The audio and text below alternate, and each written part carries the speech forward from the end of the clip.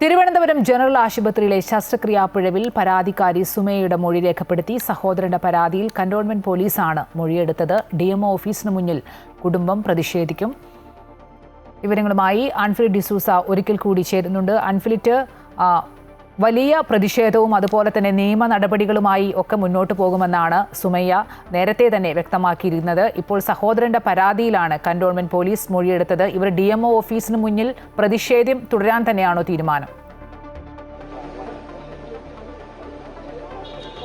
തീർച്ചയായും, അതായത് ഈ ഒരു വിഷയം വലിയ രീതിയിൽ ജനശ്രദ്ധയിൽ കൊണ്ടുവരാൻ തന്നെയാണ് സുമയ്യയും കുടുംബവും ഇപ്പോൾ തീരുമാനിച്ചിരിക്കുന്നതിന്റെ ഭാഗമായാണ്. ഈ 2 വർഷങ്ങൾക്ക് മുമ്പേ നടന്നൊരു സംഭവമാണ്. പക്ഷേ 2 വർഷങ്ങൾക്ക് ശേഷമാണ് ഈ രീതിയിൽ ദേഹാസ്വാസ്ഥ്യം അനുഭവപ്പെട്ടതെന്ന് പരിശോധിച്ചപ്പോൾ വളരെ ഗുരുതരമായൊരു വീഴ്ച, സർജറി സമയത്ത് വളരെ ഗുരുതരമായൊരു വീഴ്ച തിരുവനന്തപുരം ജനറൽ ആശുപത്രിയിലെ ഡോക്ടർക്കെതിരെ, അത് വളരെ സീനിയർ കൺസൾട്ടന്റാണ്, അദ്ദേഹത്തിന്റെ ഭാഗത്ത് ഉണ്ടായിരിക്കുന്ന ഡോക്ടർ രാജീവ് കുമാറിന്റെ ഭാഗത്ത് ഉണ്ടായിരിക്കുന്നതെന്ന് തിരിച്ചറിയുകയും ഇതേ തുടർന്നാണ് ഇപ്പോൾ പോലീസിൽ പരാതി നൽകുകയും ചെയ്തത്. പരാതിയുടെ ഭാഗമായാണ് ഇപ്പോൾ സുമയ്യ ഇവിടെ നേരിട്ട് മൊഴിയെടുക്കാൻ കന്റോൺമെന്റ് പോലീസ് സ്റ്റേഷനിൽ എത്തി. 11 മണിയോടെ ഇവിടെ എത്തി. ഇപ്പോൾ 1 മണിയായിട്ട് പോലും മൊഴി രേഖപ്പെടുത്തൽ പൂർത്തിയായിട്ടില്ല. ഈ ഒരു വിഷയത്തിൽ ഇവിടെ മൊഴി രേഖപ്പെടുത്തിയതിനു ശേഷം ഡിഎംഒ ഓഫീസിൽ പ്രതിഷേധിക്കുമെന്നാണ് സുമയ്യയും കുടുംബം അറിയിച്ചിരിക്കുന്നത്. 10 ലക്ഷം രൂപ നഷ്ടപരിഹാരമായി ഡോക്ടർ രാജീവ് കുമാർ നൽകണമെന്നൊരു ആവശ്യം മുന്നോട്ട് വെക്കുന്നു. അതേസമയം ഈ ഒരു വിഷയത്തിൽ ഇപ്പോൾ ആരോഗ്യമന്ത്രി അല്പം മുമ്പാണ് ഈ വിഷയത്തിൽ പ്രതികരിച്ചിരിക്കുന്നത്.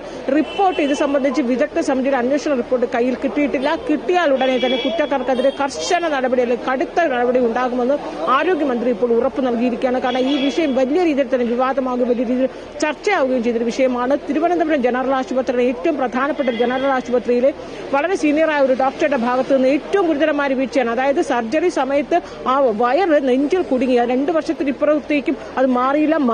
അത് മാറ്റാൻ കഴിയാത്ത രീതിയിൽ അത് രക്തധമനികളുമായി ഒട്ടിച്ചേർന്നിരിക്കുന്ന അവസ്ഥയാണ്. ശ്രീചിത്ര ആശുപത്രിയിലെ ഡോക്ടർമാർ വിലയിരുത്തി അതിന് പുറത്തെടുക്കുക അല്ലെങ്കിൽ മറ്റൊരു ശസ്ത്രക്രിയയിലൂടെ അത് നീക്കം ചെയ്യാനാവുകയില്ല എന്നും ആ വിദഗ്ധ ഡോക്ടർമാർ വിലയിരുത്തിയ ഒരു സാഹചര്യം കൂടിയാണ്.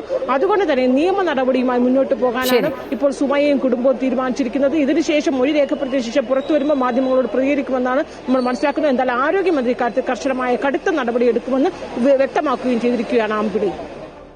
ശരി, അൻഫിലിറ്റ് ഡിസൂസയാണ് വിവരങ്ങൾ നൽകിയത്.